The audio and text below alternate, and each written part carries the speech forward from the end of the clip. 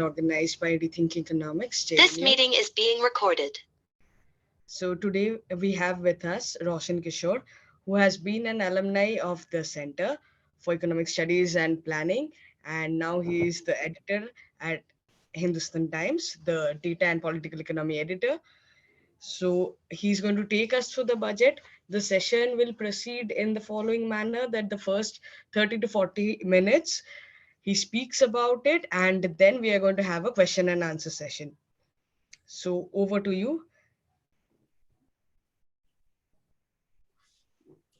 Hi, hello everybody, and thank you, Priti. It's always a pleasure to be back to JNU and CESP. Even if it's virtually. Whatever little economics I've learned, I know it is basically at the center that I've learned it. And I'm hoping that I've been told that most of the people who are listening to this are students from the center, and I'm hoping that after I've made my initial remarks, we will have a more lively interaction, even if the limits of this virtual mode are there with us. I was asked to speak on the budget, and uh, normal reactions to the budget, in the media or even otherwise. For example, if you look at salaried people, their only interest in the budget is whether income tax rates have been reduced or increased, etc. A large mass of people actually are interested in whether prices of things would go up or down, etc. And these are not invalid concerns. Everybody looks at the budget from their own perspective, their own material interest, so to say. But because I think we're talking to an audience which actually does economics, and and all of you are postgraduate students of economics here, so I thought I'll try and like put forward my view of what the budget means for the macroeconomy at large, actually. And I will not talk much about allocations to this sector and that sector. I think more or less everybody is aware, or at least this audience knows that what exactly is happening with the sectoral allocations, etc., and where they are low, etc. So what I would do is try and put a larger picture, and then we can have a discussion. The biggest thing is, why was this budget important? India suffered a massive contraction in 2020-21, because of the pandemic. And, the 7.3 number has now been revised to 6.6 because of a earlier base revision, but it is our largest economic contraction on record. And last year's budget, so 2020 on February 1st, the budget was presented, and by in less than 2 months, we were in the middle of a pandemic, we were in the middle of a nationwide lockdown. So that budget was pretty much null and void. Last year, when the budget was being presented, our vaccination progress was still very bad. We did not know whether we would have a second wave of the pandemic or not, and we actually had a very harsh, bad second wave of the pandemic after the budget was presented. This year, I think at least on those two counts, we're slightly better off. Even though we have not completed the official goal of vaccinating all adults by the end of 2021, one can take reasonable satisfaction in the fact that India's vaccination progress, if we compare it to peers, not the advanced countries, but among the emerging markets and the non-developed countries, our vaccination progress is actually quite good. And I think in a month or so, we would actually, I don't think we'll reach 100% because there's vaccine hesitancy and all that, but we'll be good. After the experience of the Omicron wave, we know that if subsequent waves also come, and medical science is still trying to grapple with the facts there, because it's still a new pandemic for the medical fraternity at large, we can say with some degree of confidence, and this held in the second wave also, that we would not have a kind of economic disruption which the economy faced during 2020, when the first lockdown was imposed and we had a massive contraction in the first 2 quarters. Because there also, if you look at the quarterly numbers, the contraction basically happened in the first half of the fiscal year. So this year's budget, the task was cut out. Its task was not to find money for vaccinating Indians. Its task was not to make sure that there is no large contraction in the Indian economy. The task of this budget was to make sure that the Indian economy now slowly goes into a sustained high growth path, which is what the official policy goal, if you look at the RBI statement, other things. So that was the task of the budget. And I think any evaluation of the budget must be based on how well is the economy placed today, and how does the budget help or doesn't help the economy to achieve this task. So let's start in that spirit. Now, because the budget is, essentially speaking, it's a statement of the government's income and expenditure. But of course, there's a large economic policy angle to it. So the budget, of course, makes its own economic assessment about the economy. And what does the budget say about its own economic assessment? So this is right from the budget speech I quoted. So the finance minister, she said that the overall sharp rebound and recovery of the economy is reflective of our country's strong resilience. India's economic growth in the current year is estimated to be 9.2%, highest among all large economies. This statement, now, all of us have to take into account that the budget is also a political document. And governments, when they make economic policy statements, always have politics in the back of their mind.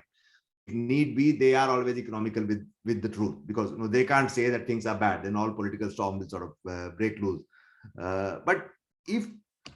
But how true is this assessment of the economy as far as the Indian economy is concerned? Yes, it is true that India's GDP in 21-22 is expected to come back to pre-pandemic levels. That is, we had a contraction in 2021, but at least this year our GDP would be higher than what it was in 2019-20. I have a different take on this, and because one of the remarkable things about this year's budget was that the finance minister spoke about a 25-year long vision for the economy. So she was not interested in this year or the year after this year. She said that this year we complete 75 years of our independence. In 2047, India will complete 100 years of our independence. And from 2022 to 2047 is going to be the Amrit Kal of India. And that is where the budget sort of makes its beginning. That this budget is geared towards making India a superpower or Vishwaguru or whatever by the end of that Amrit Kal. So this is quite a stretch, even compared to the previous regime. Earlier when the Planning Commission existed, we actually used to have 5-year plans. This budget, in a way, actually says that we're going to have a 25-year plan. So because the budget is trying to make a very long-term, sort of advanced, statement of facts or policy goals or whatever, I think it is useful to take a long-term backward view of the Indian economy as well. So this is a simple chart which shows compound annual growth rate of GDP in India in each decade since independence. So from the 50s to the latest decade, 21-22. And what do you see here? So you basically see that, initially growth was high, then it came down. And I don't have to tell you all this. You know all these numbers in your Indian economic courses, etc. I've looked at it. So basically after reforms, the growth had started picking up in the 80s itself. So it did not start like with the 91 reforms. But in the last 3 decades, except this decade, growth increased every decade, and it increased significantly. So in the first decade of the current century, our growth rate was actually the highest, 7.7% CAGR. And then there was a lot of talk that India will actually achieve double-digit growth rate and all that will happen. Then the economic crisis came in 2008, and then we had a slowdown. And you know what the history is. But the fact of the matter is that this year, this decade's economic performance has been extremely underwhelming. So if you look at the decadal growth rate, you actually see that we have gone back in time. So we have lost a lot of economic momentum, which we should not have lost. So that, I think, is the long-term realization you need to have if you are pitching yourself, if you're prepping yourself for a 25-year forward-looking vision also. So that, I think, is the first thing. Now, why did this happen? Why did India lose this growth momentum in the last decade? Now let us look at the annual GDP growth rate in the last 10 years. So this is nothing. This is a simple chart. The absolute GDP levels, which I put because the base effect contamination in the pandemic year sort of make things confusing. But in the first half of the last decade, GDP growth was actually rising. It started rising during the last years of the UPA 2 government, and it was rising even when Narendra Modi assumed power. The turnaround happens from around 2017-18, and between 2016-17, when our growth rate was sort of 8.3%, and 19-20, when it has now come down in revised figures to around 3.7%. This is pre-pandemic, by the way. So the COVID-19 has got nothing to do with it. We lost quite a lot of momentum. Now, what happened in 2017-18 that our growth rate started growing? All of us know that in November 2016, the government unleashed demonetization. In July 2017, we rolled out the goods and services tax. So these were 2 very big, severe economic disruptions which were inflicted on the economy. For anybody to argue that these 2 have not played a role in the economic slowdown is very difficult to believe. The government, because it actually brought these 2 policies, and now everybody says that we need to boost demand in the economy and all that. But before the pandemic, if you look at the budget document, then if you look at the surveys, etc., there's very little effort to sort of even engage with the slowdown which had come. So this is something which we need to keep in mind. So why did that slowdown happen? Now, all of you are economic students. I'll come to why I'm doing this digression later. But so there are two reasons why growth goes up or goes down. So there's a demand side view of the economy. There's a supply side view of the economy. This is a simple chart from the RBI's Consumer Confidence Service. In India, we have very little high frequency data of this kind, more so from official sources. So it's very difficult to sort of find out what exactly is happening to consumer confidence and things like that. We do not even have a consumption expenditure survey after 2011-12 because the survey was conducted in 17-18. Results were leaked. They were found to be adverse, and the government scrapped it. So we don't have a latest assessment of what consumers have been up to in India. So if you look at this chart, consumer confidence actually plummeted, just before the UPA2 lost the elections. And if you remember the indicators, those were the days of very high inflation, very high current account deficit, GDP growth rate was slowing down, etc. Things were really bad. India was often clubbed in the fragile five category. When international economists would talk about the Indian economy and all that. Since then, and this political discontent actually played a role in the BJP victory in 2014. Since then, it started rising steadily, and it sort of peaked in November 2016. Since then, so this is one anomaly. This is the March 2019 round just before the Lok Sabha election. I don't think anybody can figure out what happened there. But otherwise, since demonetization, it's been a steady decline. And of course, things turned much worse. So this net consumer confidence had actually gone into negative territory. Now, for those of you who have not seen the data, so net current perception is basically measured by, so it's the share of respondents who report an improvement and the share of respondents who report a deterioration in general economic situation. I mean, there are multiple measures which the CCS tracks. There's employment, there's income and all that. So this had turned negative in July 2019 itself. And of course, with the lockdown, it sort of plummeted. There's been some improvement, but between November 2016 and today, and you can see what the problem is. The basic problem in India is that consumer confidence has been battered. Now, if consumer confidence has taken a beating, it directly means that consumer demand will take a beating as well. Now, consumption expenditure, the PFC component of it, the private final consumption expenditure, it is actually more than 50% of India's GDP.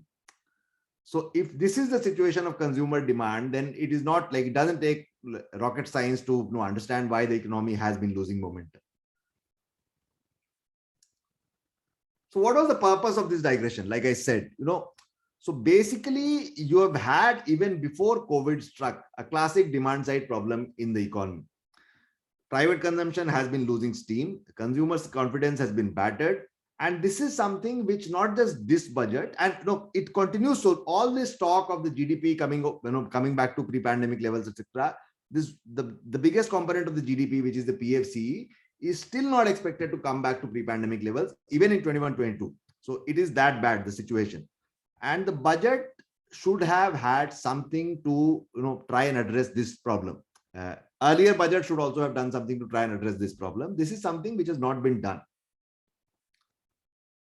So what does the budget do then? Because there's not much for consumption demand. Everybody sort of has understood that there's not much for consumption demand. So of course the budget has a plan. I mean, it's not that it doesn't have a plan. This is again from the budget document.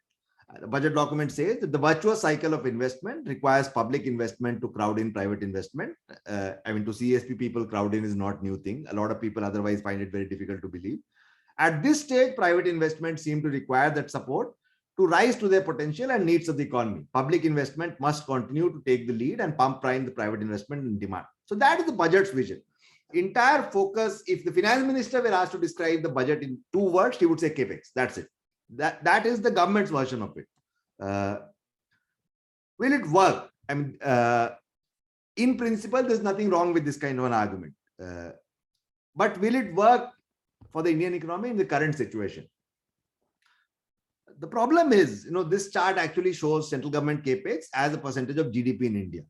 So, the numbers are till last year. Last year was expected to be around 2.6%. This year's estimate suggests that, actually it will go to around 2.9%. And I think because the government has assumed 11.1% nominal GDP growth, which most people believe that is a conservative estimate, unless the real growth turns out to be much lower than what the economic survey has said. But the fact of the matter is, central government capex today in India is actually a very small component of the overall economy. So if you're looking at this in terms of the gross fixed capital formation, this year's number would be around 10% of the gross fixed capital formation.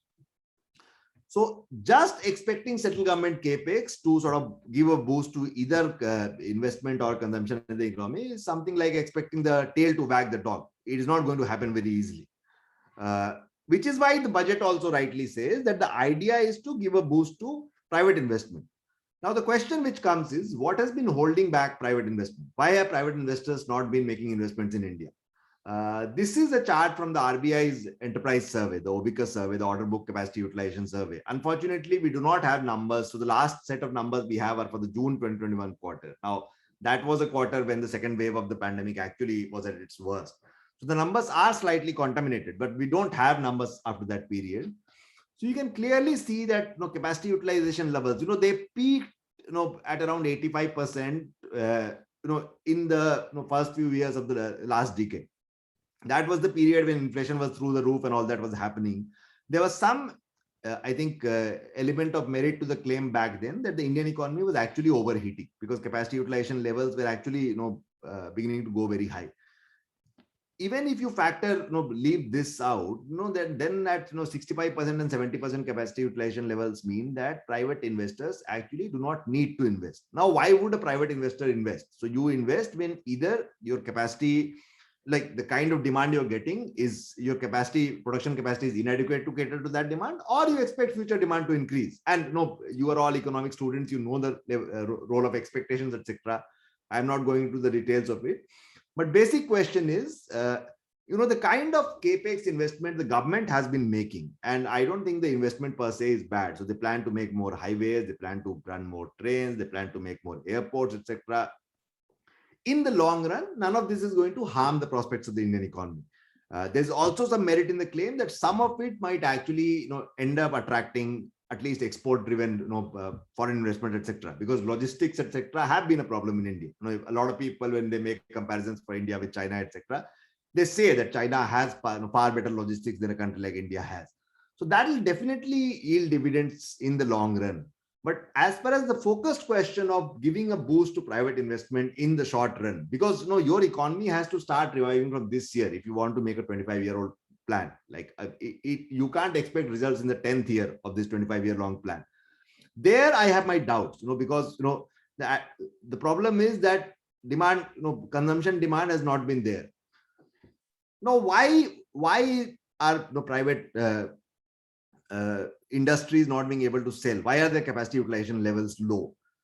This is a chart. So on 31st, when the NSA released revised estimates for 2021 and 2019, second revised estimates were released, it actually gives us, so this number comes with a lag, but it actually gives a detailed breakup of private final consumption expenditure in our country by services, non-durable goods. There's actually a commodity-wise thing also. There's food, there's clothing, there's health, there's education, there's all sort of breakup of private final consumption expenditure. And these are, by the way, once again, these are pre-pandemic numbers. So COVID has got nothing to do with them. So we have numbers, I've divided them into two parts. So one is the pre-demonetization period and the other is the post-demonetization period. Why I do that, I discussed earlier, because the post-demonetization period is when the slowdown actually starts. Now, if you look at this number, apart from the first head, which is basically final consumption expenditure of residents' households in the rest of the world. So it basically means somebody taking a foreign holiday, or it means something, somebody buying a very expensive phone, which actually gets recorded in India as consumption expenditures, etc. Apart from that, all consumption heads have suffered a deceleration. What does that mean? That basically means that in India today, consumption of the rich is actually growing at a very fast rate, whereas consumption of the non-rich is the sector which has actually taken a beating.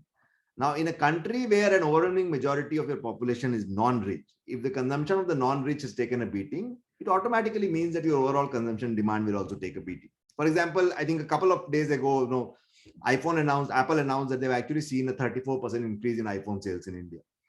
This is also the period where the government, since the pandemic, has been distributing 5 kg of wheat or rice to 80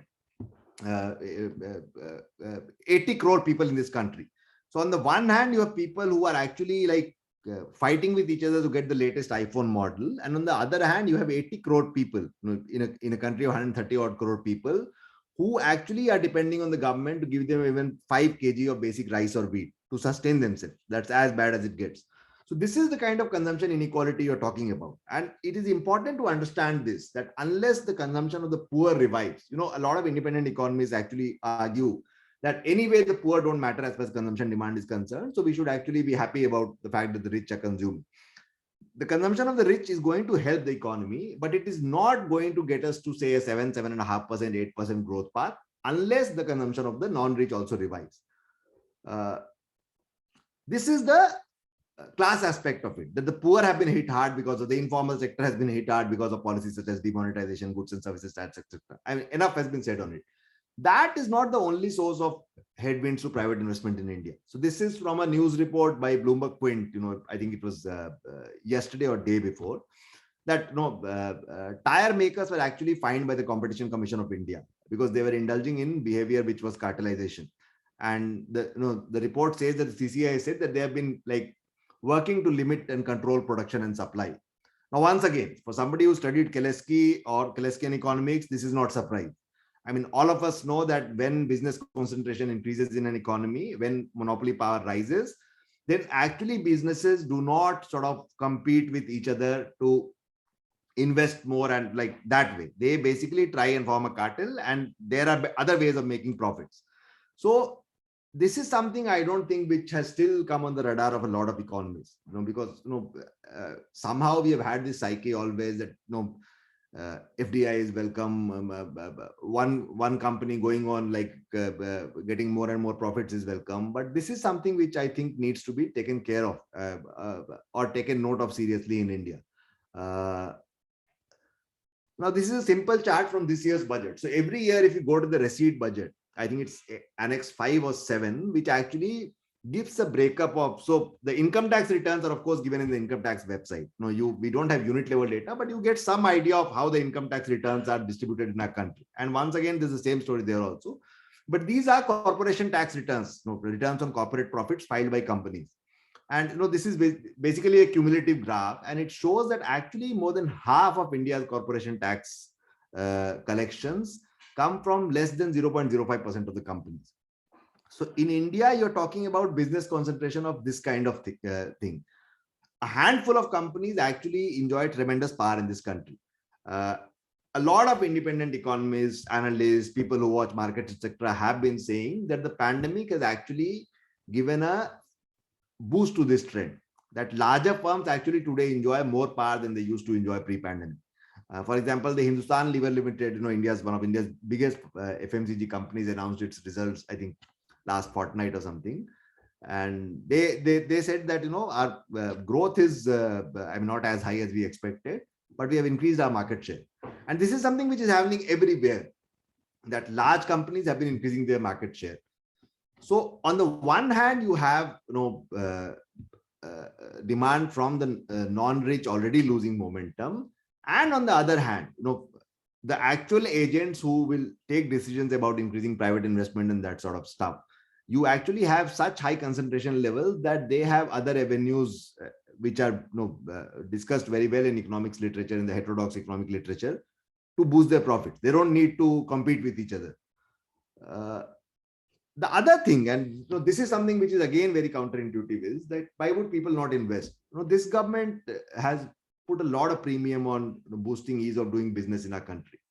Unfortunately, World Bank officials found that those rankings were a complete fraud, so they were scrapped, and we will not have the official rankings. But this government, every budget speech, it claims that we are boosting ease of doing business, we are doing away with levels of clearances, tax assessment is being made transparent and all that, etc. Fact of the matter is, none of those claims seem to be true. So this is once again a chart from the receipt budget, this year's receipt budget. So it basically, every year the budget gives you the amount of tax revenues raised but not realized. So if you are, say, a businessman, the tax department comes to you that I want, say, 10 crores of taxes from you because you've earned so much profit. And if you say that I'm not going to pay and I'm going to court or something like that, because you're basically making an unjust demand, then that thing goes into litigation. And there's a lot of tax department litigation. Income tax lawyers make a hell lot of money in this country. This chart basically shows the share of revenue which is raised but not realized, and there's the disputed bit of it and the non-disputed bit of it. So non-disputed bit would be the SSC is not traceable, stuff like that. Somebody's gone bankrupt and things like that. So the large part is the disputed bit, and there's been a massive increase in that proportion. So it basically means, the way I understand it, is that conflict between businesses and tax department has actually been increasing in this country under this government. Uh, it is a very bad news, because for the smaller business person, it actually means that life becomes very difficult. For corporations which are very large, they actually develop cold feet. They would not like to go and do business in a country where this is happening. So, so now add weak consumption demand of the poor, more than enough incentives among cartels to increase profits through other means rather than like doing investment and competing in the market, and the growing conflict between the government and the businesses over taxation issues. I find it very difficult to believe that this limited boost in sort of government spending is actually going to give a boost to private investment, and which will ultimately kick in that virtuous cycle, which we all know actually, if private investment were to start, then that virtuous cycle would kick in. So that is it. Does that mean that there's nothing in the budget, which tries to sort of at least work on the challenge of Indian economy, etc.? I don't think that is the case.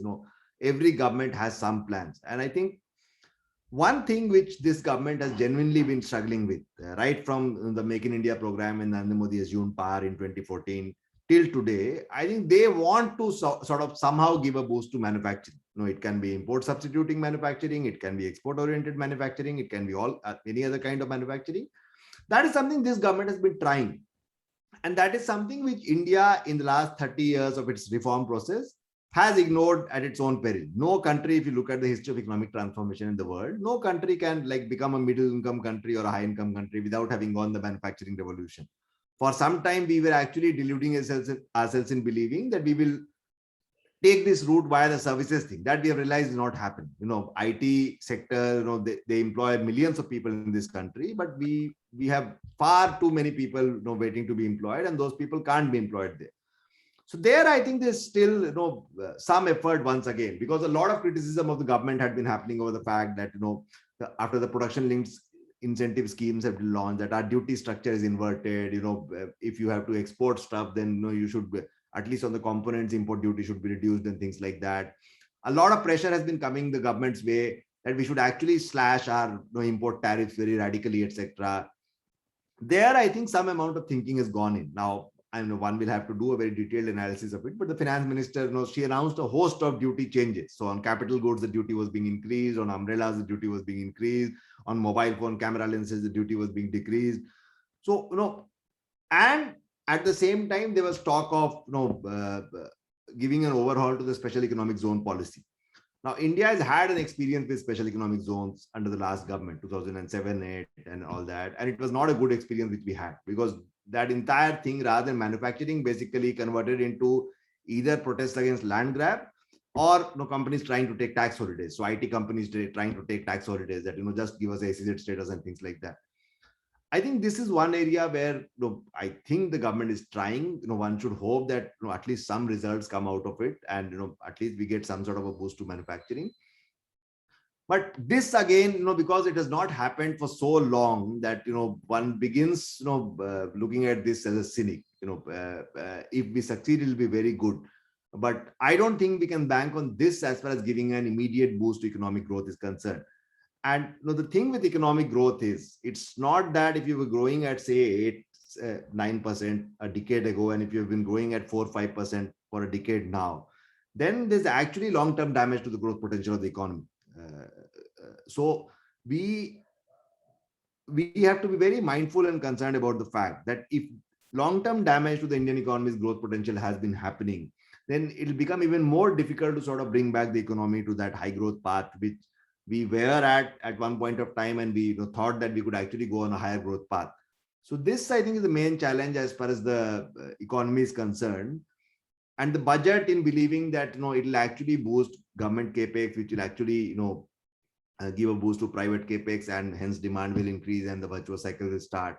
I mean, the arguments I have made, I think that it is a difficult thing to believe. So I think I've spoken for around 30 minutes. I would rather stop here and then we can have questions. So agriculture, I've deliberately not said anything about, but I would be more than happy to have a discussion on agriculture if you want. Because there's I mean, she didn't even mention agriculture in the budget. So otherwise, if you want a wider discussion, I'm more than happy to talk about agriculture. But I think I'll stop here. I mean, this is the way I see the budget, and why it will probably not succeed in I mean, doing to the economy what it thinks it can do. Thank you so much. Thank you, sir. Sir, also like this last point that you mentioned about the liberalization and slashing of tariffs. Sir, can you elaborate a little bit on that? Because of late with the Australia and all also, we have had a lot of disputes with regards to sugar and all of these things. So, sir, where, like, how, like, I'm unable to particularly grasp this particular aspect. The government's policies with regards to import liberalization or being more stern. See, there are two ways to think about trade liberalization. The sugar thing you're saying, so agriculture is a very, is one aspect of the trade liberalization thing. So there, India is a signatory to the WTO. The WTO includes the agreement on agriculture. The agreement on agriculture says that any price support subsidy goes into the amber box. Now, amber box, unlike the green box and the blue box, there are actually limitations on how much subsidy you can give. So the de minimis supports clause says that your overall support for a particular crop should not exceed, if I'm not wrong, 10% of the value of production of that crop. Our problem is because of the kind of procurement we have been doing for rice and wheat. Now, there is some fine print in that, but the real danger is that for crops such as rice, wheat, and even sugar cane, we are actually very close to crossing that limit. So does that mean India should stop giving protection to these things? Because if tomorrow you stop, say, MSP procurement, or you stop giving these fair and remunerative prices to sugarcane farmers, they would collapse. It's as simple as that. They will not be able to survive without that kind of support. What should India do? There, I think Professor Bishwajit Dhar, I actually had the fortune of working with him on trade-related issues for some time before I joined. I became a journalist. We actually made very important achievements in the WTO on these issues in the Doha round.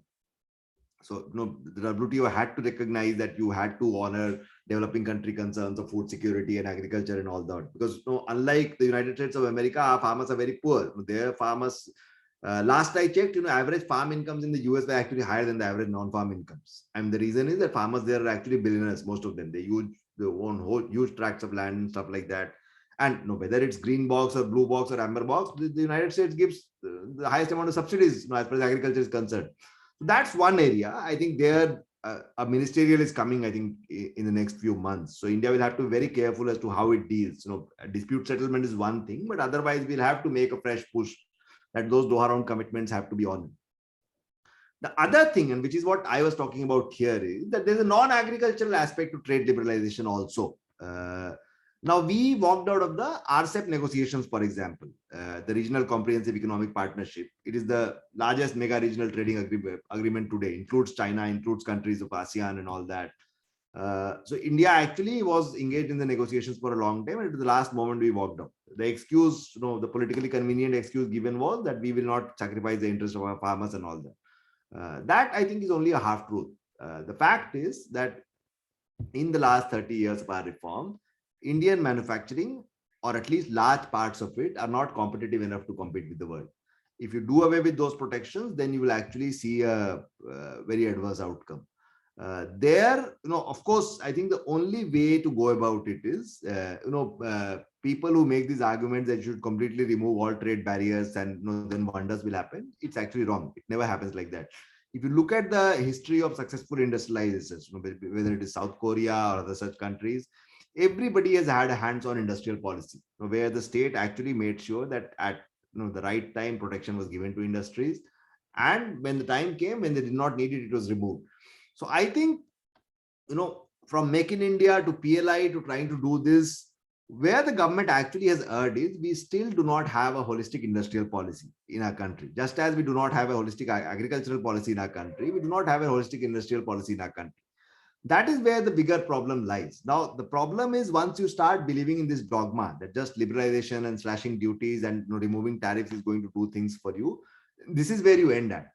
Uh, Now, even countries like the United States are talking about industrial policy. So Trump did something. Now Biden is doing something. I think going forward, the world is increasingly getting into a situation where the old style, trade liberalization, all that's not going to work. And all countries, India included, will have to make a very serious engagement with these issues. So if need be, 20 full-time economists will have to be engaged on an input-output matrix, that what duties do you cut, how does this happen, this happens. There are no shortcuts here. And there, of course, this is just one part of it, but then you'll also have to sort of discipline businesses. That if I give you protection, it doesn't mean you get a license to indulge in a cartel-like behavior and basically control prices, sell at a higher price and hide your own inefficiency. So it has to work both ways, at the level of policy and at the level of the regulator trying to discipline companies and manufacturers. That's my view on it. So also, like you just talked about this thing about the industrial policy, and I was reading one of the analysis which talked about how there should, like, the government is focusing a lot on production linked incentives, and there should be a shift to something like linked incentives, because services. Sorry, I missed you there. Shift from production linked incentives to something like employment linked incentives, because like where manufacturing and services are becoming increasingly capital intensive, because everything is like now about production and employment is taking major hit. So something, if you can shed a little light on employment aspect of it. See, this is once again a very interesting and difficult question. Now, we have a rich literature on choice of techniques, that the same thing can be manufactured with a high labor intensity. It can be manufactured with a low labor intensity also. What should people do? I think in today's day and age, it is, if not impossible, more difficult for the state to sort of dictate as to how exactly companies should go about making stuff, because we live in an age of global value chains and things like that. A lot of the FDI, etc., which is coming, there's one leg here, there's another leg in some other country, something else in another country. So it's more difficult to exactly make dictations on the choice of technique question here. The larger question you're asking is employment linked incentives. So somewhere else I've written that the reason why the PLI initiative might not yield as much benefits as the government thinks is that for production, at least domestically, there's to be demand. If people do not have the money to buy all that stuff, then production is not going to happen. That is the biggest problem. I think we have to think of income of poor people at a larger level. If government employment is going to be coming down, you saw these riots a few days ago where crores of students had applied for a handful of railway jobs. The kind of education which we have been giving to our younger people, you go to a state university or college and you basically end up with a BA degree. What job market skills do you really have? I mean, apart from the fact that you'll take every general level exam in the hope that you'll get at least something, what job market skill do these young students really have? Basically none. If we look at say the state's presence in health and education and stuff like that, even if you look at something as basic as police, I think in these sectors India still has a lot of scope for improvement. It has a lot of scope for actually improving state employment. So we have to take and you need not always have doctors and cardiologists and AIM style hospitals to give a boost to your footprint in say something like health and education. You can actually have a lot of functional primary health centers where you have one doctor but maybe 4 paramedics, etc. So it is on those questions that we have to think of making quality employment happen, because a Foxconn will come to your country, it will set up an iPhone manufacturing facility, but what happens, I don't know whether you saw that news earlier in January. A lot of women workers at the Foxconn facility in Bangalore, they actually fell ill. And there were large-scale protests because these workers, they're made to stay in a hostel on the premises, I think, of the factory. And these things, they work like a cruel clockwork. So you have to enter at this time, and you have to be precise by the second. And their allegation was that the caterer who was giving them food actually gave them bad food, and a lot of these people, these young women workers, they actually fell sick. This is not something which we're hearing for the first time. A lot of these high-end manufacturing places, whether it is the automobile belt in the Gurgaon Manesar region, in Foxconn, I think a couple of years ago, there was another round of conflict between the workers and the management. Then the Foxconn actually ended up blacklisting the local vendor here, or the person who was running the facility here. So these things are there. The private sector is needed. You need manufacturing. But unless there's a counter pressure from the state, which is generating quality employment, if there's more employment, the private sector guys will always be bolder in sort of squeezing labor. So I think the larger question here is, can the state, I mean, it is unrealistic to expect that the state will go back to making ambassador cars. That is not going to happen. The state is not going to go back to making HM watches. None of us are going to buy those watches. Those watches are not going to sell. So it's a complete disaster.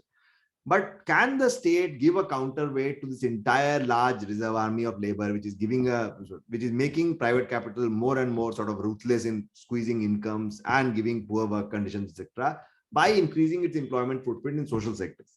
I think that is the correct way to look at this question. So once that pressure sort of eases, then labor itself, I mean, there's a political element to it also. If labor is unionized, if it can actually bargain for itself, it can take care of it. Same as students. So if there's a students union, you actually have that strength to sort of deal with the administration. So the same thing I think applies for labor also. For that, we have to have a larger state presence in social sector services. There, India has a lot of scope for improvement. I mean, we are nowhere when we compare ourselves to even basic like emerging market countries. Thank you so much, sir. Sir, another question is by Hemant Kumar. He's asking if this is a Keynesian budget, if this can be thought of as a Keynesian budget.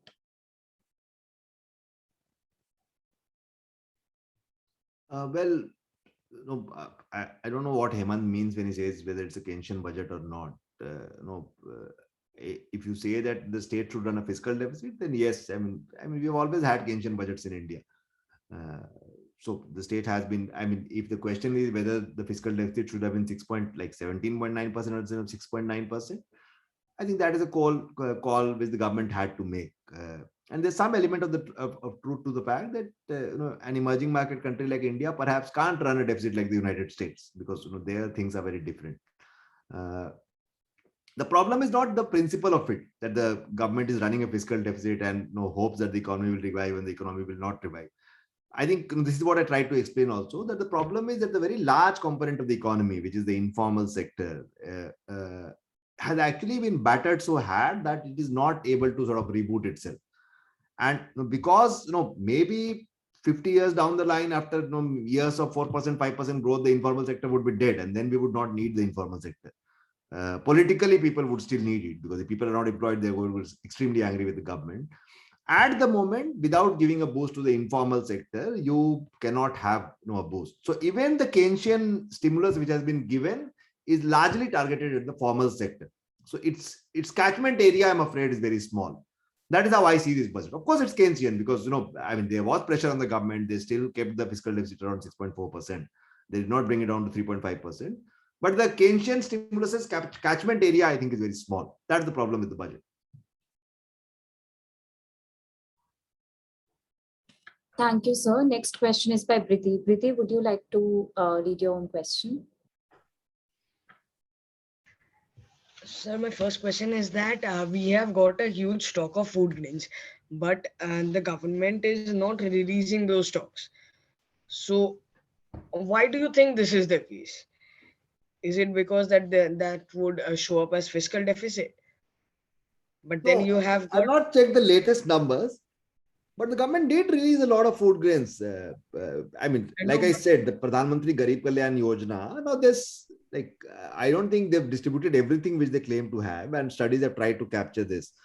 But, this additional, so if you look at the food subsidy budget bill for, this fiscal year, that is 21-22, it is actually quite high. And they had been distributing this 5 kilo of food to the 80 crore people they have, which they wanted to distribute it to. Problem is going to happen from next year, because now they say Garib Kalyan Yojana is not needed. So there you will actually see a fall in this thing, food distribution. As far as the larger question of procurement and stocks is concerned, see, what happens is that your procurement is regionally very skewed. So, it is basically, if it's wheat, it's Madhya Pradesh, Haryana, Punjab, it's rice, it's some other states, etc. Uh, Unfortunately, it is also used as a political tool. So just before elections, like MSPs are ramped up, procurement is also ramped up. So during COVID, etc., procurement was ramped up. Uh, by and large, it is open-ended. So if farmers want to sell, the product is bought.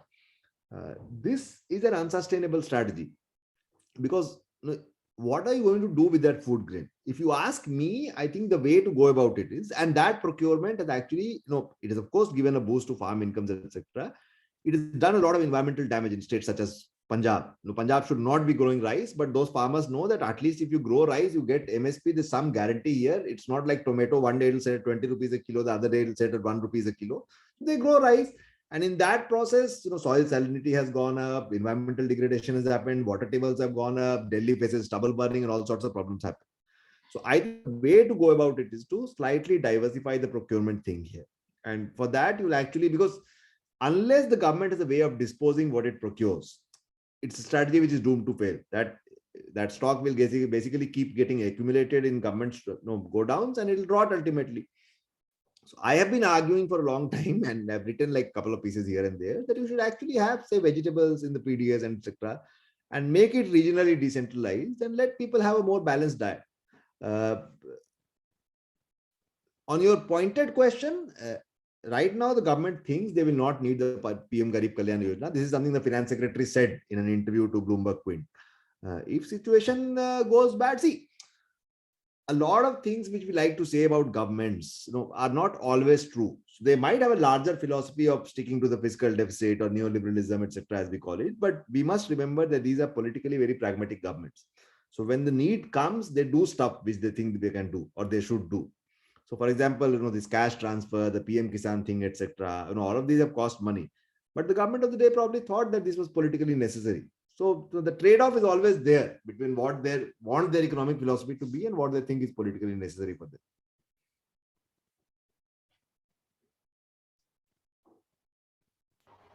Thank you, sir. I had another question, but there are many other questions. Let's go through those first.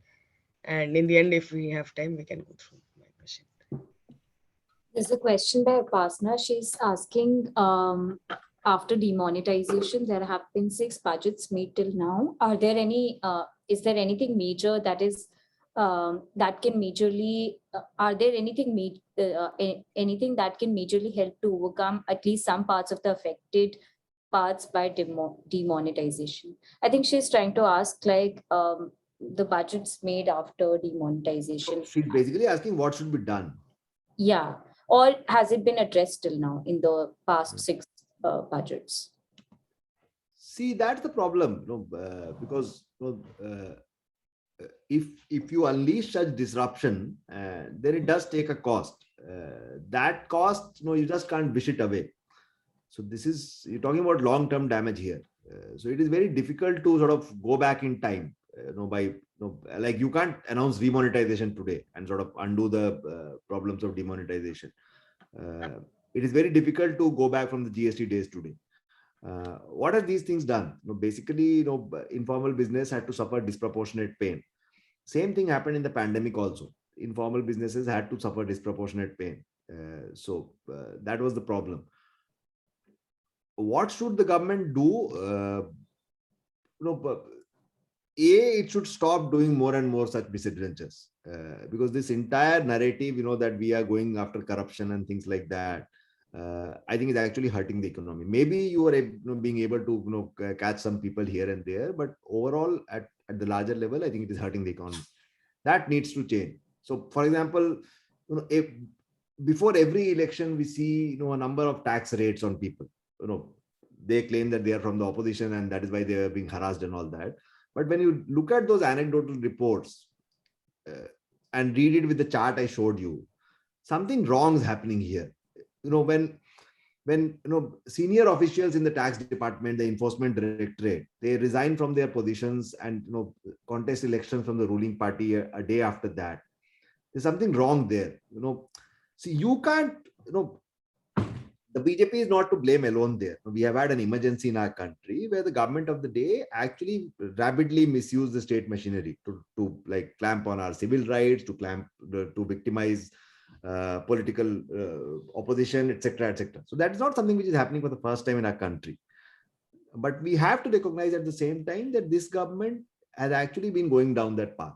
That if you unleash the weapons of, say, economic victimization to settle political scores, and I'm not making a claim that this government is, that is something which is investigative journalism, which is beyond the realm of what I do.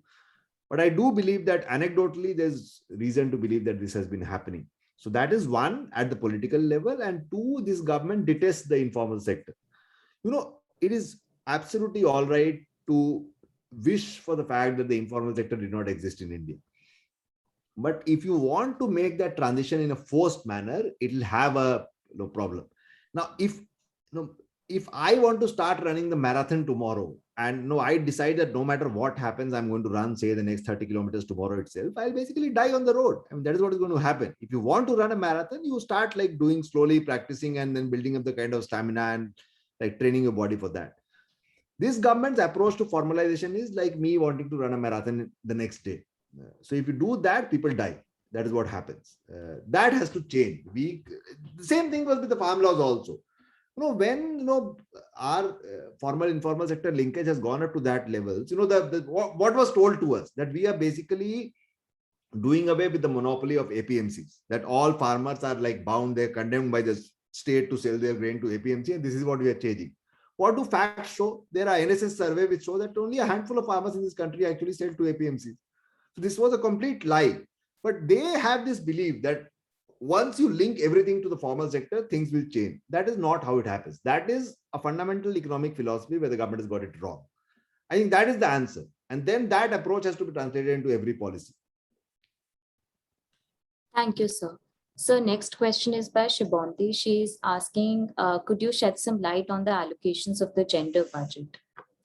I am sorry, I have not looked at it. Because on the budget day, there was so much which was being done. I have not had an opportunity to look at it. But whatever little I have read about social sectors, etc., I think it's quite pathetic everywhere. Yes, sir. Because the simple way to look at it is, Shibonti, is that a lot of the social sector money is actually a part of the revenue expenditure. It's not capex. And revex has been contained in this budget. The government itself is saying that we don't believe in revenue expenditure doing good things for the economy. We are basically focused about the capex. And a lot of the revenue expenditure is already pre-committed money, salaries, pensions, stuff like that. So basically, revenue expenditure has been kept at low levels. I think once you made the inflationary adjustments and all that, things would be quite bad. Education, health, women and child ministry. But I will be honest, I've not really thought about the gender perspective of it. I did not get time. If you want, I'll try and find some people who have done better work on it and share a link with you or something. So next question is by Sarika. She's asking, in terms of capex, don't you think it is a prudent move given that capital expenditure has a multiplier effect? Secondly, do you have any comments on the asset monetization scheme? No, like I said, I don't think giving a boost to capex is an imprudent move. Of course, it is a prudent move. If you build more airports, not only does it give a long-term boost to the economy, people's lives are made very convenient. For example, I come from the state of Bihar. Now, one of the big capex things which has been done in Bihar in the last 3-4 years is Darbhanga airport has come up. So Darbhanga actually is in the northern part of the Bihar. So people who had to take a flight from Darbhanga had to actually come to Patna, which meant like riding 5, 6, 7 hours in a car. And because roads are bad and traffic can sometimes get chaotic, people never knew how long it will take. So life has become very easy for people there. I think it will be very convenient for people.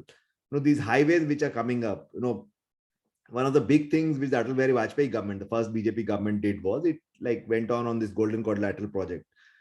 The kind of highways which you see in our country today, at least the major highways, it is basically, I think credit should go to Mr. Vajpayee and his government, that they had that vision that we need to have proper 4-lane, 8-lane highways. And the kind of stuff we have been seeing in UP, a lot of highways. Today, people can do, say, from Delhi to Lucknow, they do a road trip in 5 hours. Ultimately, it will all lead to benefits for the economy. There's no denying that. My only point is, and of course, this multiplier effect as far as capex is concerned, will it solve the problem which the economy is facing now? Now, if I am, say, okay, let's say I am somebody who used to run a small informal sector shop somewhere. Demonetization happened, I took one hit. Then GST happened, I took another hit. Then the pandemic happened, I took another hit. Now, my problem is, my incomes have actually come down significantly. I have probably incurred a large erosion of my capital base, or I've incurred large amounts of debt. So once that has happened, it automatically means that if I am even buying a cloth for my child, I will actually think twice. So what kind of a consumption hit are we talking about? We are not talking about a consumption hit where people want to decide whether they should buy an iPhone 13 or not. We are talking about a consumption hit where actually, if winter has come, will you buy a new sweater for your child? If the rainy season has come, will you buy a new pair of chappals for yourself? Unfortunately, we have to talk about these things in this manner because we do not have the latest consumption expenditure survey data in our country. The data which came, it actually showed, and this was like pre-pandemic, it actually showed a real decline in per capita consumption expenditure levels in our country. So it is very important to realize now, if that person, if I go and tell him that actually a highway is being built in your state and therefore you should start spending more, he will basically say that you've lost it. Maybe 10 years later, a factory will come and something will happen, but this capex push is not going to do anything to our short-run consumption demand problem. That is the limited point I'm making. What was the second question? So the asset monetization program. Well, I have mixed feelings about it. Is there a lot of captive asset the government has been sitting on? Yes, there is. Can there be productive and creative ways of doing something with it? I think yes, there can be. Does this mean that what the government is doing is necessarily good? I'm not sure. For example, one of the things, this multimodal logistics depots and etc., all that is good. One of the things the government has been going around doing is they want to build 5-star hotels in every railway station in the country. Not every, but they have earmarked some 100, 150 railway stations. Maybe it will work at the New Delhi railway station. But if you build a railway station, if a 5-star hotel in the railway station in my hometown in Bihar, who's going to come and stay in it? Nobody's got the money to spend there. So, this is something which, once again, in a lot of economic literature, in a lot of international journalism, you will actually see discussions of it. Countries at different points of time have actually been tricked into believing that they should create infrastructure and demand will automatically follow.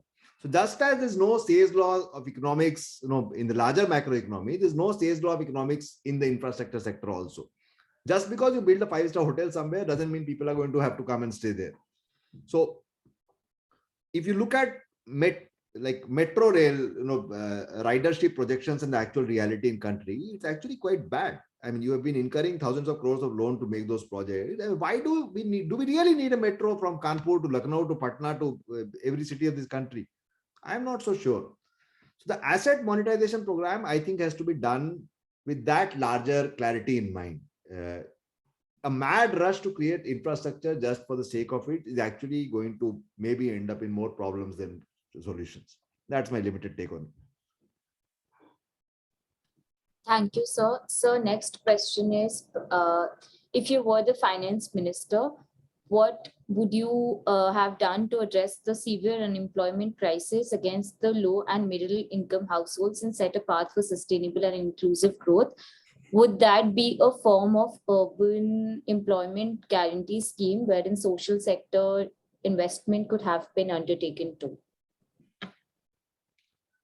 See, but as far as the urban employment guarantee thing is concerned, and maybe a lot of people who are listening to this program will not agree with me, I do not think it's as simple as the rural employment guarantee because the MGNRGS program actually works on the principle of unskilled labor. I mean, largely you are basically either digging a pond or making something else and stuff like that. It's difficult to find that kind of public work in cities. And we also have to accept, so I am not for a moment undermining the importance of the NRGS program. I think it is the only safety net India has probably in the economy today. But, the MGNRGS serves a very important economic and more than that humanitarian purpose in our country. But just doing that is not going to take care of our economic problems. So there's a very large class of people who actually earn more than an average MG and RGS workers do. And they have actually suffered a lot in the last 5 6 years. So you can't expect them to pick up spades and start digging stadiums in cities tomorrow if that program is to be offered. Uh, I think, like I said again, uh, should the government prioritize employment generation? Yes. What is the correct way to go about it? Is an urban employment guarantee program the correct way to go about it? In my limited understanding, I think no. Then what is the correct way? The correct way to go about it is to expand the footprint of services such as health, education, policing, etc., where we have a lot of slack. We can actually hire a lot more if we want to, and those jobs will be quality employment jobs. So you will actually have job security, social security, stuff like that, proper working hours, etc. Once you have done that, once you have given that to a generation, that generation will see. I'll tell you very frankly, in today's India, whose child gets a better job, say 15 years from now, and whose doesn't, more than anything else, of course, your social privilege matters and all that matters, but more than anything else, it is a question of money.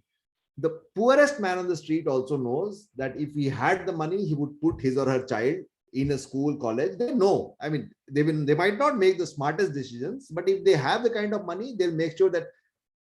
One thing which happened during the pandemic was that we actually saw a reverse enrollment from private schools to government schools. Now, why did that happen? It happened because even the poorest of people in this country, they would actually, consume less food, buy less clothes, but they put their children in private schools in the hope that they will get better education. Once the pandemic happened, once the lockdown happened, that limited money they could not find, so they put their children back in government schools.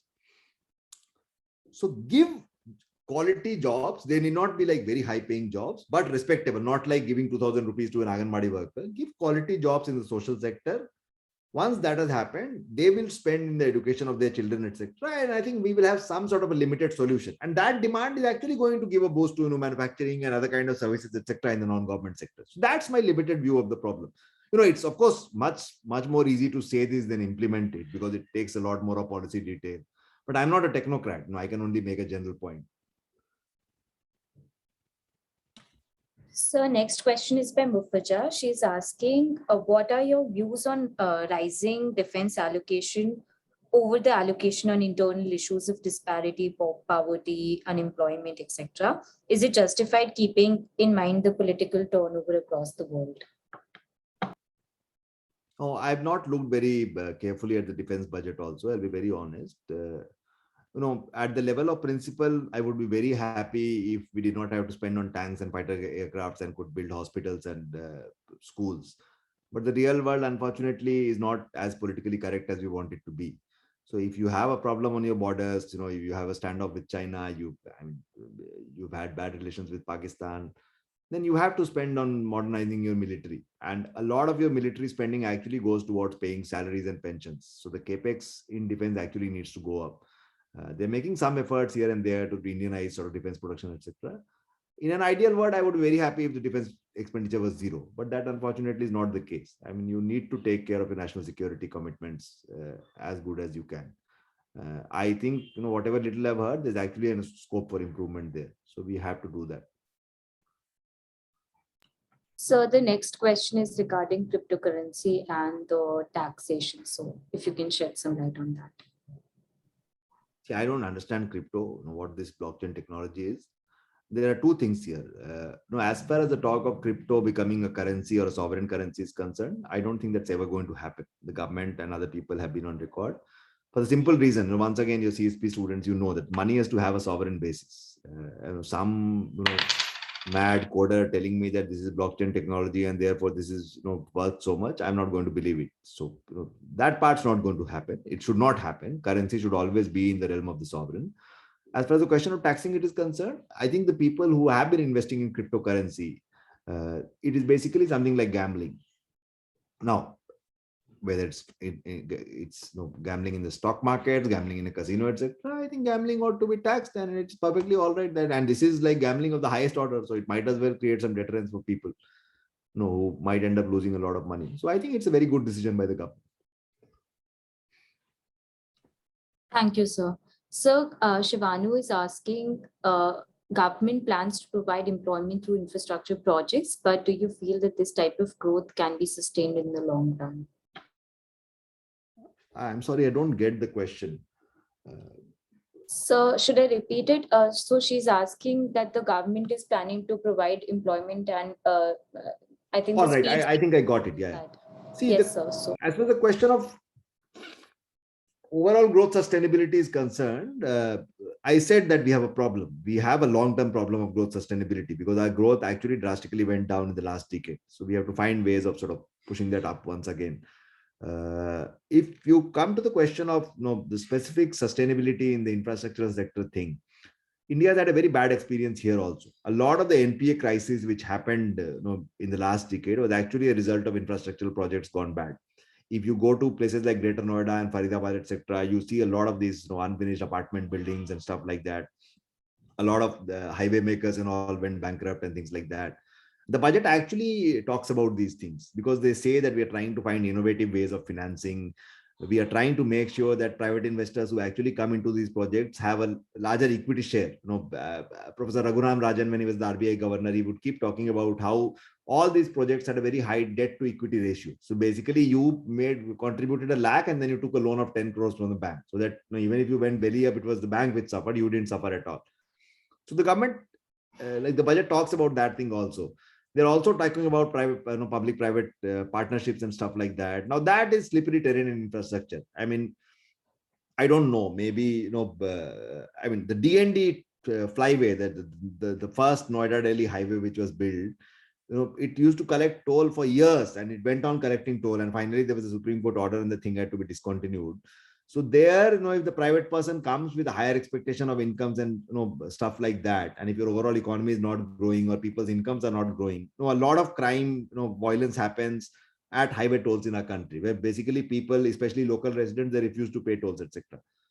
So that is a slippery terrain. I think you have to ensure financial viability, of course, but you can't make prices very high. For example, you can't make platform tickets worth 100 rupees in this country. People are going to stop buying platform tickets, and you'll see large scale violence at railway stations, no matter how beautiful you make your railway stations. So you have to be mindful because infrastructural projects by definition are meant for use by the larger public. These are not 5-star hotels where you sort of apply the pay as you use principle. So that problem, I think the government should always be mindful of, that we, in the name of making them financially viable, user charges cannot go to very high levels.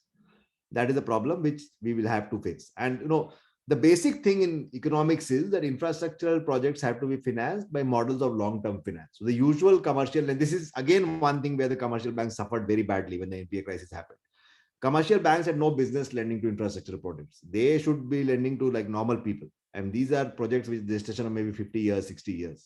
So this is again like the last year, the budget proposed a development financial institution. We have not seen much progress on that. So let's see what happens. Sir, a question on so I had this one question that last year, I guess I read something about thalinomics and the government, and this year they talked about International Year of Millets. So, I mean, and there's no comprehensive policy, like it just comes all of a sudden that, the government all of a sudden talks about thalinomics or millets. At least pehle, from what I feel is that because of the planning commission or a 5-year plan, something comprehensive would come out. So, sir, this annual plan, and even when it comes to millets and pulses and stuff, the government has not focused really on it. So, like, are you hopeful about the millet related announcement that she made? Or I completely agree with you there. Because see, the thalinomics thing was in the economic survey. So this year the survey has had just one volume, because the survey, I think ever since Professor Kaushik Basu came, used to have 2 volumes, where one volume would actually be a lot of ideation. So the chief economic advisor would actually dwell, like, do loud thinking on other stuff also. This time it's just the sector-wise chapters. So those things are not there.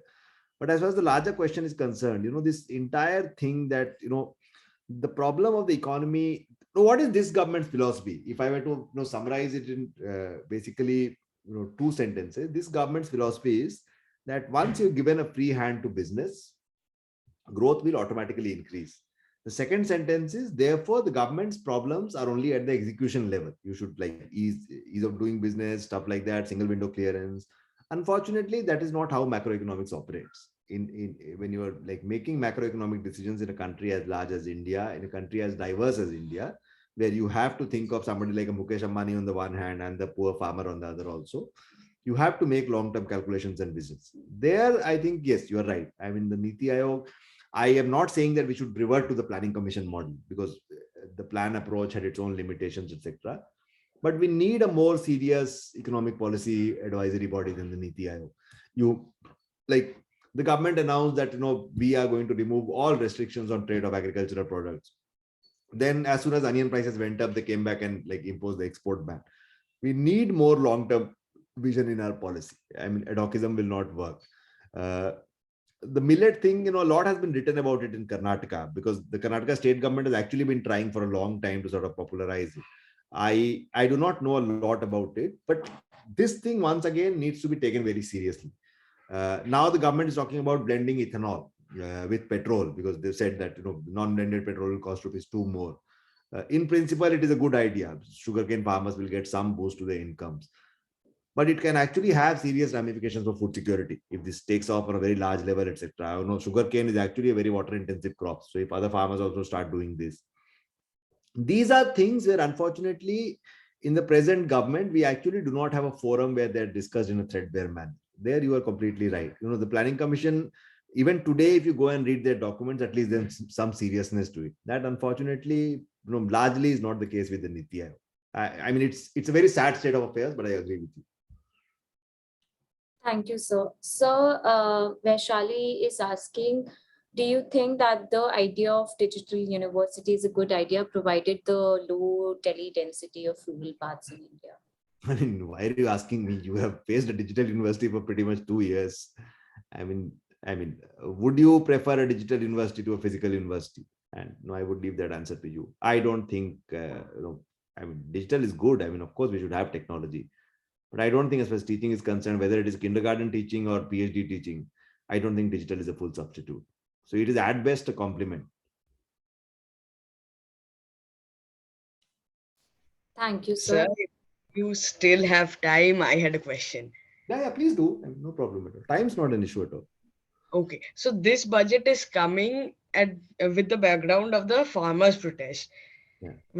We have had 1 year of farmers' protest, and after that, just after the protest got over, this budget is coming. So, what could have been better to compensate the farmers than what was actually done? Like, one had expectations that since there are elections also, perhaps there would be something in the budget better for farmers. See, I think as far as the elections are concerned, and this is something I was my first reaction to the budget, that the budget actually gives an impression that the government is extremely confident about the elections, because there's absolutely nothing in the budget which sort of even makes an attempt to sort of placate voters or create a favorable narrative for the BJP in these states. Now, whether the government is right or wrong, we know on March 10th. I mean, none of us are astrologers. We don't know how the results will turn out to be. As far as agriculture is concerned, once again, there's a problem of a larger outlook. And this government's philosophy, like I said, its larger philosophy was that farmers are poor in this country because there are a set of middlemen who basically cheat them out of their rightful earnings. And as soon as that is taken care of, which is what the 3 farm laws tried to do, sort of remove barriers for entry of big capital into farming, farmers will automatically become rich. Is that the correct way to look at agriculture? I think not. So what is the correct way? A lot of people in this country actually argue that pre-green revolution Indian agriculture had a very different problem, where we actually had a problem of supply. We had to import food grains, and we depended on foreign countries, etc. People say that now in the post-green revolution phase today, we actually have a problem of oversupply. So there's excess production in Indian agriculture. A lot of people, very influential people, write on these lines. If that is true, logically, what does it entail? Logically, it entails that you should actually start targeting negative growth in agriculture. Because if you have excess production, that is what you should be doing. Is that the way to go about agriculture in our country? Of course not. Nobody, I mean, no government. I mean, the government also says that we have excess production, but then they don't say that you should have negative growth in agriculture. The problem with agriculture is that One, we have actually reached the limits of the support the extent MSP procurement PDS route can provide. If you look at the composition of our agricultural production, more than 50% of it is actually horticulture. So largely vegetables, some fruits. Cereals are actually a smaller amount of our agricultural production. The way to go about helping farmers in this country is what farmers face is basically a problem of viability. So this entire debate on what should MSP be tagged to or pegged to, which is whether it is A2 plus FL or C2. So what is the basic difference? Very crudely speaking, the difference between the A2 plus FL measure of cost and C2 measure of cost is that the C2 measure of cost actually takes into account the opportunity cost of the rent of the farmland. So it basically takes into account the imputed rent of the owned farmland, which is what? Which is basically your opportunity cost of doing farming. Like if I were to open a restaurant tomorrow in, say, Delhi, and if somebody told me that you can't include the rent in your operating expenses, of course I would disagree. So the farmers are also saying that if you want us to stay engaged in agriculture, you have to give us more than that. That's there. I think the problem is that basically a lot of poor people in our country, and this is something which you can go see for yourself once you start walking on Delhi's roads or other places, they still eat diets which are very poor in quality. If you look at Faustat indicators, whether it is calorie intake, I mean, calorie is still all right, but protein and other things, the kind of micronutrient deficiencies you have, the kind of undernutrition, I mean, the share of anemic, more than half of the women in our country are anemic. People still eat bad food. Why do they eat bad food? Primarily, they can't afford to buy good food. So a lot of working class people, if they're eating a dal, they will not eat a sabji and stuff like that. You actually have to, so once they have the money to buy that kind of food, farmers will automatically see a boost in their demand. And once that happens, I think their incomes will improve. People have to actually eat better in this country for the situation of farmers to improve. That is my simple solution. I mean, of course, there are problems at the WTO level and all which we discussed, because you have to go about, you have to give some state support, you have to make policy, etc. But there, once again, there's a problem of, I mean, the government doesn't even acknowledge this fact. I mean, to be able to solve a problem, and once again, it is not the problem of this government. There's a very entrenched tradition of agricultural economists in our country who have been arguing this for many years now, that we have a problem of basically oversupply, and all this state support is nonsense and it should be removed. If you remove this, things will actually get worse. They will not get better.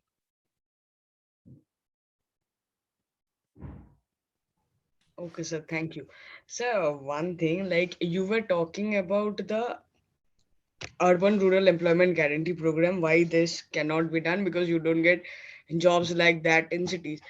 But some sorts of jobs can be found, like say cleaning of the roads or mending roads to some extent, which requires unskilled labor.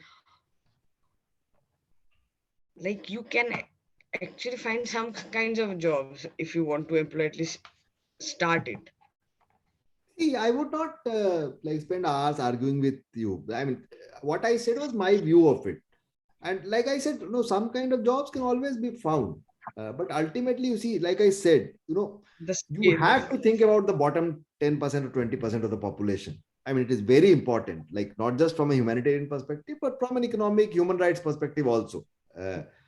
Basically, that is where the MGNRGS is extremely important. How did the MGNRGS come into existence? Now, of course, there's a history of employment guarantee law in Maharashtra, but it was largely a product of the right to food movement, where basically activists went and told the court, and that is how the movement got, that people are starving and food stocks are overflowing. So please do something about it. So then they said, at least give some food to people. But that problem, even if you've done that, like if I were to agree with you, the question I'm asking is, will it take care of our problem? The larger economic problem on which we are discussing today, that India reached 3.7% GDP growth pre-pandemic. Can we reach a sustained, say, 6.5%, 7.5% growth trajectory a couple of years from now? There, I think there is very limited utility of this demand. Like I said, I have no objection to this demand. I mean, of course, some work can be found, but it will not help us in addressing the larger problem at hand. It's a limited point. There, the rural thing is actually very important because it actually provides some sort of a cushion. I mean, the rural economy has changed completely. I don't see those kind of effects in the urban economy. Okay, so thank you very much. So the rural economy has changed that dichotomy that you were talking about. Can you elaborate a little on that as well? Oh, you mean post NRGA? Even the biggest change you see is in the level of rural wages. Rural wages have actually gone up after NRGA. So, like, what has actually happened is, and like Professor Himanshu teaches you, I mean, there's this fantastic book which he has co-authored with Nicholas Stern. It's on the Palanpur surveys. You should actually read that book. You know, Yes, sir, because I've read it. it's an Yes. account of a village. So you get an inkling of what kind of changes have come in the rural economy. You know, so I come from the state of Bihar, for example. You know, and NRGA is not the only thing which has happened in Indian villages in the last, say, decade and a half. A lot of things happened. The National Food Security Program was very drastically enhanced. Those entitlements were enhanced. NRGA came. A lot of state governments in every state, they give some kind of cash transfer, whether it's bicycle, whether it's this, that. So, but I mean, every year, not a very high amount, but a significant amount of money comes to rural households. So earlier, these people had absolutely nothing. You know, you actually depended on the rich landlord actually there to give you some sort of employment, etc. Now that is not the case. You have at least that minimum cushion. You can actually go, I mean, even if wages come after, you know, a few months, etc., that energy at least offers that promise, and then you can substitute that income with your outside,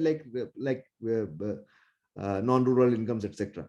So if you go to a lot of rich, which is the class which is the most bitter against the NRGs, it is actually the class of rich landlords, because they think that, you know, the worker has become more bold after NRG. So that threat of either you work for me on my terms or you starve just doesn't exist.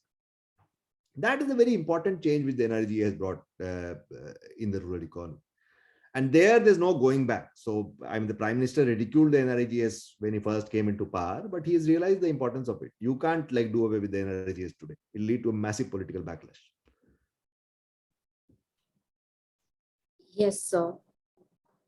Sir, also, okay, there are no questions as of now, but okay, one last question, sir. In a lot of like the readings that I've read till now, they talk about these low-hanging fruits like textile industry, the leather industry, which can like recruit people at a large scale. So when I was like listening to the budget, there was very less relatability. Like she was talking about diamond cutting, polishing, gems and jewelry, then probably startups and enterprises and the sunrise industries that are going to be funded. So, but like these particular like so startups pe kafi focus tha, but these low hanging fruits, I mean, they're never talked about. So your opinion about on it? See, I mean, once again, it's a provocative take. All solutions to economic problems need not lie in the realm of economics. Look at Bangladesh today. It is the textile success story in the last decade or so. Who are the textile workers in Bangladesh? I think 90% of them are women. How many states are there in your country where women can actually like go work in those kind of environments without the fear of, you know, having to face molestation or harassment and stuff like that? What kind of institutional mechanism or redressal do you offer them to do that? If a young woman from, say, a tier 2 town or a village goes out of her house to work in a factory, uh, will she and her parents face social ostracization? We have genuine like serious social problems in this country as far as, you know, the dignity of labor is concerned, as far as gender equality is concerned. Unless we make some progress on these ideas, you know, a lot of women from Kerala are nurses. So if you go to hospitals in India and abroad, a lot of them are there. Why couldn't women from other states do it? I mean, a lot of women from Manipur are nurses. So why is it the case that only, you know, places where actually you have some sort of a, you know, equality for women vis-a-vis men, do these things happen? That's the thing. I mean, we have to think about social change also. Unless that happens, you know, why do so many women come and study in JNU? Why don't they go to other places? I mean, historically, JNU has had that. I'm not saying everything is hunky dory today, but you know, as a university, we've done better to provide that kind of environment. So, as a society, you have to offer that kind of environment to your workers also. Unless that happens, no matter what government policies make, nobody's going to come. Thank you so much, sir. Sir, any concluding remarks before, like if you were to explain this budget, like it's called the people-friendly and progressive budget, but like in your words, if you were to give any concluding remark. Making acronyms is the Niti Aayog's jobs. It's not my job. No, but only thing, as students of economics, what I'd like to tell you, that these events come, the budget will come, the survey will come, etc. And these are important events, because, ours is a very large government. We are a very large country. So of course, we should pay attention to what these events are.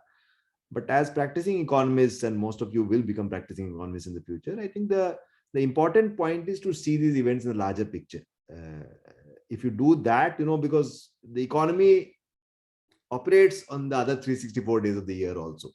I mean, if somebody says that we want to look, say, 25 years forward, then you have to look 20 years back in time also.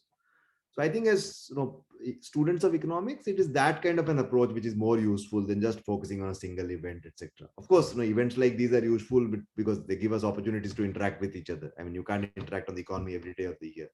But that, I think, is a more appropriate approach which we should take. And I wish you all the best, as students of CASP. You should probably do more, etc. Think about the larger questions which I, in my limited capacity as a journalist, try to flag.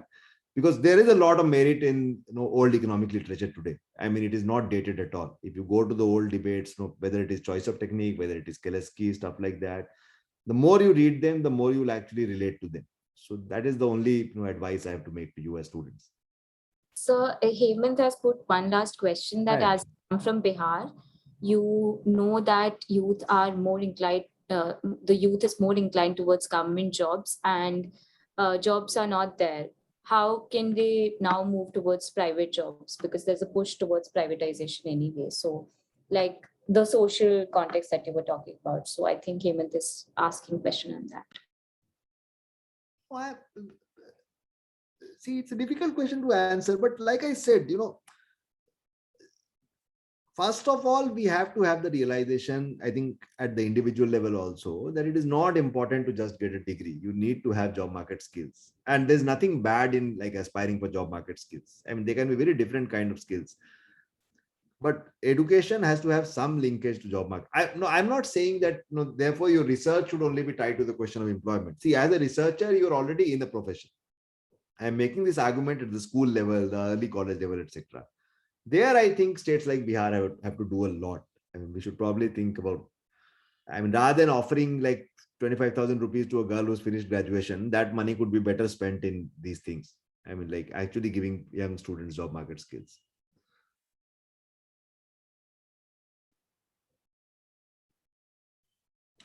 Thank you so much, sir. Sir, that will be about it. Thank you so much for your time that you have taken out of your busy schedule. It was a pleasure. I hope we were doing it physically in JNU rather than like this. So if you come to JNU, we would like really love to meet you. Once the department is open, maybe we'll find some time. Yes, sir, for sure. All right. So, thank you so much. Thank you. Yeah. Thank you, sir.